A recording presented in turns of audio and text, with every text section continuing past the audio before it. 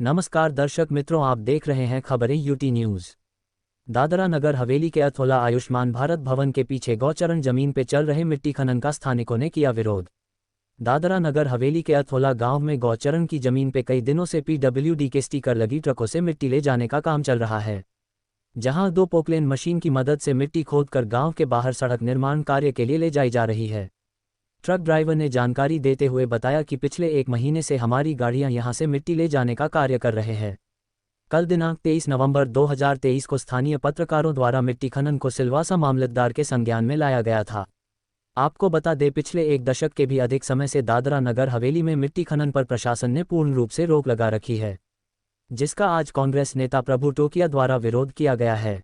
कांग्रेसी आदिवासी नेता प्रभु टोकिया और उनकी टीम आज सुबह मिट्टी खनन वाली जगह पर पहुंचे, जहां पोकलेन मशीन की मदद से ट्रकों में मिट्टी भरी जा रही थी।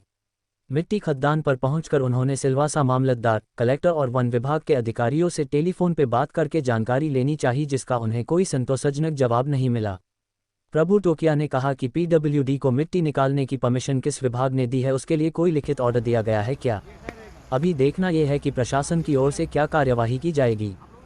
मामला ये ऐसा है कि पूरे दादरा नगर में पिछले बहुत लंबे समय से ये एक जैसे कि यहाँ पर खनन को लेकर बैन किया गया हुआ है किन्हीं कानूनी कार्यवाही की वजह से। ये मुझे लगातार, मैं अभी रास्ता में पिछले 2 महीने लगातार रास्ता में था और वहाँ से ही मुझे फरियाद आ रही थी कि इसका कोई न कोई निराकरण होना चाहिए, क्योंकि यहाँ जो स्थानीय लोग हैं जो खनन के बिजनेस से, फील्ड से जुड़ा, मतलब जिसके पास कोई 1-2 ट्रक है, 1 ट्रक है, किसी के पास जेसीबी है, ऐसे वगैरह बहुत सारे जो लोग हैं, तो उनके ऊपर कोई कहीं से भी 1 ट्रक भर के लेके आते हैं तो उनके ऊपर 1 लाख की पेनल्टी, 2 लाख की पेनल्टी ऐसे करके उनको तुरंत ही रेवेन्यू विभाग उनको लेके जाता है। उनके ऊपर 1-2 महीने तक गाड़ियाँ नहीं छोड़ती है। लेकिन एक साइड यहाँ पर ये जानकारी मिली कि जो पीडब्ल्यूडी के नाम के स्टिकर लगाकर बहुत सी गाड़ियाँ पूरे दादरा नगर हवेली में अलग अलग विस्तार से घूम रही हैं, ऐसा मुझे रिपोर्ट जानकारी मिली।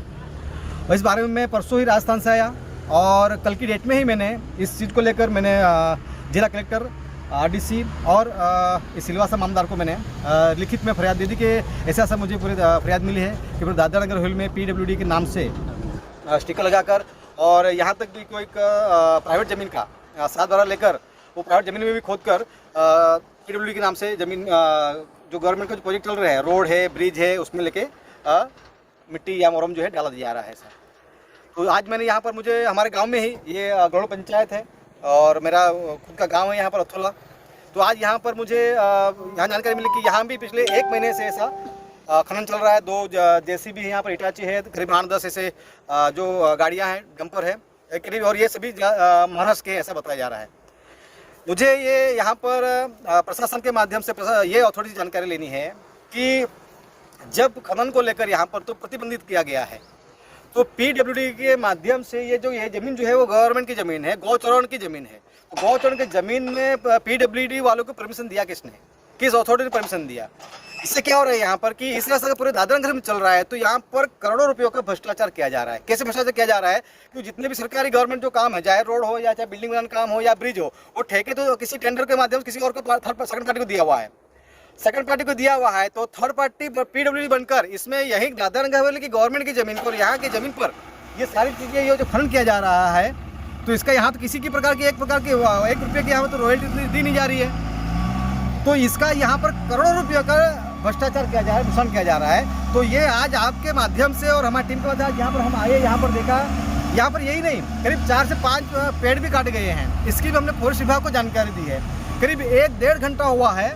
मैं जब आया यहाँ पर, मैंने करीब अब तक मामलदार महोदय के यहाँ को 3 बार कॉल किया, उन्होंने भी नहीं उठाया है। मैंने यहाँ के जो पुलिस इंचार्ज है उसको भी कहा, तो उन्होंने कहा कि प्रभु भाई ये तो रेवेन्यू मैटर है, हम रेवेन्यू को आप बोलिए। इसके बाद में यहाँ के जो ग्राम पंचायत है, उसके जो मंत्री हैं, उनके जो जिला वाले हैं, उनसे मैंने बात की, सरपंच है, उनसे बात की, भैया ये आपके पंचायत में, हमारे पंचायत में ऐसा किया जा रहा है, आपको जानकारी है क्या? तो उन्होंने बताया कि प्रभु भाई इसको लेकर हमने ऑलरेडी सीओ साहब को कहा है और 2 बार भी हमने भी मामलदार और कलेक्टर में लिख दिया है, लेकिन ये लोग सुन नहीं रहे हैं, ऐसा ये कह रहे हैं। इसके बाद मैंने इस मैटर में जो फॉरेस्ट वाले जो अधिकारी हैं उनसे भी बात की, तो उनको भी पता नहीं कि वो आ रहे हैं, ऐसा बता रहे हैं।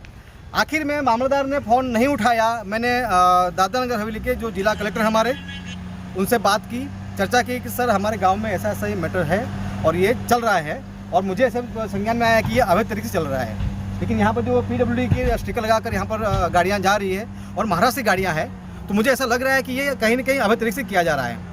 तो इसके बारे में थोड़ी जांच करें कैसा क्या है, और गवर्नमेंट के कोई लीगली प्रोजेक्ट हुए तो मुझे वादा नहीं है, लेकिन अगर अवैध तरीके से किया जा रहा है तो उसको तत्काल रोका जाए, ऐसा कलेक्टर जी को महोदय को मैंने बोला है। और कलेक्टर ने मुझे आश्वस्त किया है कि पूर्वा इसको हम चेक कर लेते हैं कैसा क्या है, अगर कोई गवर्नमेंट का प्रोजेक्ट हो तो को भी हम आपको अवगत करते हैं ऐसा। तब तक के लिए मैंने अभी यहाँ पर ड्राइवर को और ये उनकी टीम को कहा है कि भाई अभी फिलहाल जब तक इसकी जानकारी नहीं मिले तब तक इसको बंद करो। यहाँ पर मैंने यहाँ ये भी आप सामने देख सकते हैं, इसको मैंने उसको उस पत्थर लगाकर बैंड किया है। अथॉरिटी आएगी, बात करेंगे, चर्चा करेंगे उसको लेकर क्या करना है, और जो भी इसको लेकर है आने वाले समय में हम जनता के सामने है। जो है कि ये इस व्यवसाय से जुड़े लोग बहुत गंभीरता से, बहुत टेंशन में है, प्रेशर में, कई कई लोगों की गाड़ियाँ खिंच गई है, जेसीबी खिंच गया है, डंपर खिंच गए हैं, तो वो आर्थिक रूप से बहुत सारे वो लोग ये हो चुके हैं। तो इसका एक निराकरण किया जाए, हम यही चाहते हैं, और ये बात आपके माध्यम से जिला प्रशासन तक पहुँचे।